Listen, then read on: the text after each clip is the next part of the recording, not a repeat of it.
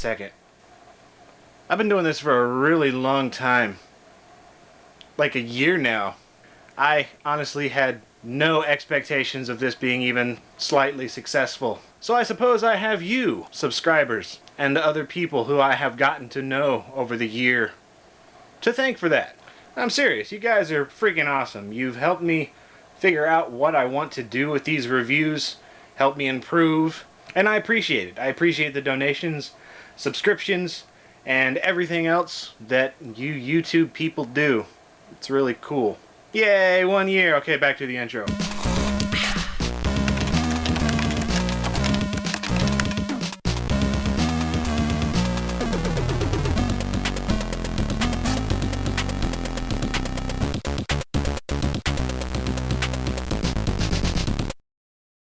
Well, today we've got something seriously special. The one that started it all, the Need for Speed. What with the new Criterion-developed Need for Speed Hot Pursuit sequel/remake coming out, I figured it's as good a time as any to really analyze the roots of the series. I'll be taking a look at not only the original 3DO release, but the MS-DOS version in detail. Way before the yearly cash-ins and extremely varying degrees of luster in NFS and other racing games, there was the Need for Speed. Back in 1994, you had racing games like Mario Kart and even Test Drive, but nobody had ever seen anything like Need for Speed before.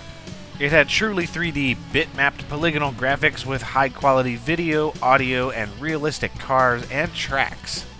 This was a time when the CD-ROM was taking off, and the Need for Speed was made to really show that off, specifically for the 3DO console, developed by Electronic Arts and Pioneer Productions, also known as EA Canada. So while many think of the classic NFS games as only being on PC, it really started out on the 3DO. 8 3D cars, surround sound, and an accurate physics model. Holy crap, this is going to be amazing. The game starts off with a sweet full-motion video of the various cars being benchmarked, showcasing the 3DO and its CD-ROM capabilities, complete with music made of rad.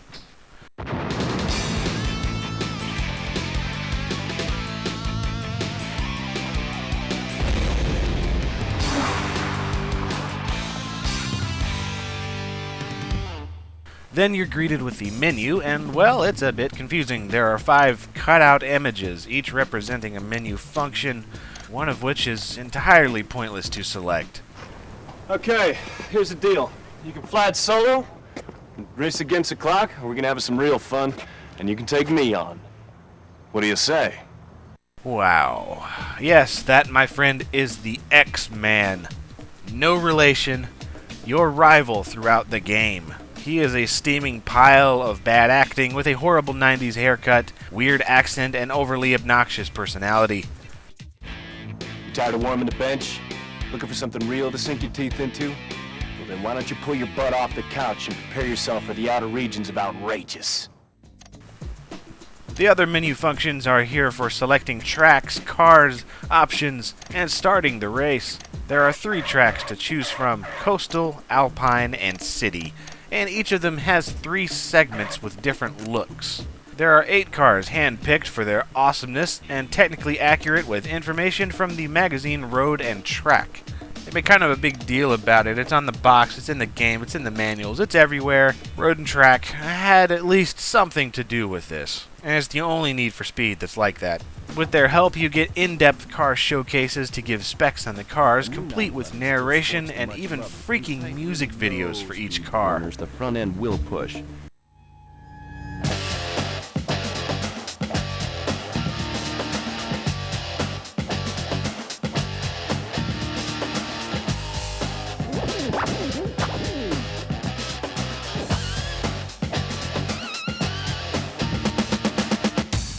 Balls, yeah.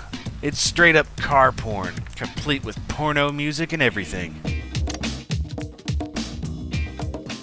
Of course, actual racing is the meat of the game. You can either drive a manual or automatic, but either way, you have to shift out neutral at the starting line, whenever you feel like it, really. You get buttons for shifting, acceleration, brake, handbrake, steering, and camera views. The camera views in particular are pretty hardcore, and it was unique at the time. I prefer the overhead view, but the inside view is totally awesome, and it feels a little bit quicker.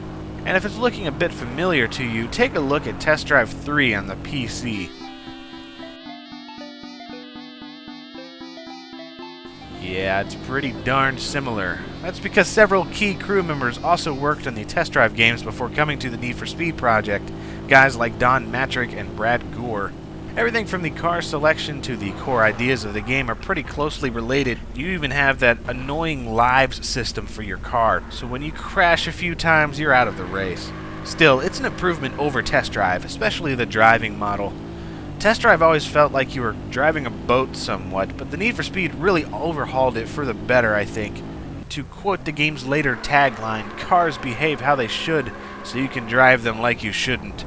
Each car feels unique, and you'll really have to play quite a bit in order to master any one vehicle on a given track section, so each car really gives a completely new experience. Even the gear shift levers have unique and accurate sounds. There are traffic cars to get in the way and to show off some of the pretty crazy stuff the physics model can pull off, but they're mostly brain dead. Thankfully, the AI is not. It's just half brain dead and impossibly ruthless, on higher difficulty anyways. You only have one opponent, but being the X-Man, I guess he's pretty hardcore, so be prepared to get owned at first. Oh, what's wrong? Does a little race car driver want to go home? Douche. You can also just race against the clock if you like, but that's not really that fun. There are also cops, but they barely do anything but get in the way, and if they pass you at all, you'll be automatically slowed down to get a ticket, eventually getting arrested and shown this really awful video. You better start turning green real fast, Gizmo, or the National Enquirer ain't gonna buy my story.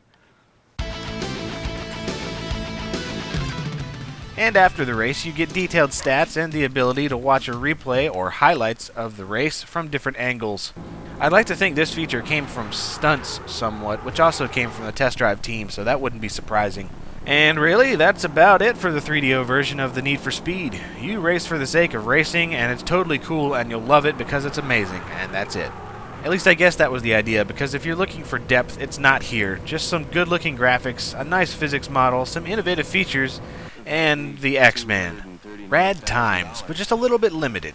Next up was the MS-DOS version, released in 1995. It was the same game, but in name only, though. First, you'll notice how the menus are entirely different. It makes more sense, and there's actually some labels. It's just much easier to work with. I approve. Oh, and one other thing. No X-Man. Yes, he has been entirely removed from the game, and he never appeared in the games from this point onward, and it's no wonder. That guy was a joke. Too real for you? Nope, just too douche for me. There are no new cars, but there are 3 new tracks, each of them a circuit instead of segmented. Rusty Springs, a wide desert circuit, Autumn Valley Speedway, a rolling high-speed circuit, and Vertigo Ridge, a somewhat Canadian-looking residential countryside of sorts. You also have new game modes, Tournament and Single Race. In Single Race, you either race against one car type or the whole pack of all the cars, and Tournament is the biggest addition, with cars now divided by class, and, well, it's a tournament. Race your way through and beat everyone to get to the end, eventually unlocking a new track, Lost Vegas, and a new race mode on a couple of tracks, Rally, which covers the road in gravel and really adds a whole new style of play. It also now supports multiplayer through modem and direct link, and more in-depth car showcases as well, with detailed history, specifications, and a whole bunch more crap. I like it. There's also a new car available through a cheat code, the jet-powered Warrior Hypercar. It's actually a mashup of all the other cars in the game smushed into one, at least on the dashboard, and it's way too fast. It's unnaturally quick. Another change is how the race starts. Instead of starting whenever you shift into gear, there is now a countdown timer light system, which makes sense, because otherwise you always had the upper hand. There are also several other improvements, like music in the menus, and better graphics in race, in 64480 mode anyways, and higher quality sound and the ability to honk your horn. There are also new graphical effects, like skid marks. For some reason, the variations on traffic car color is gone from the 3DO version, but also gone is the car lives system, so that's a fair trade. You can crash as much as you want now. All in all, it's a pretty big improvement and more than just a simple port from the 3DO. The Need for Speed was already a solid and well-made racer for the time, but the PC version makes it pretty freaking exceptional.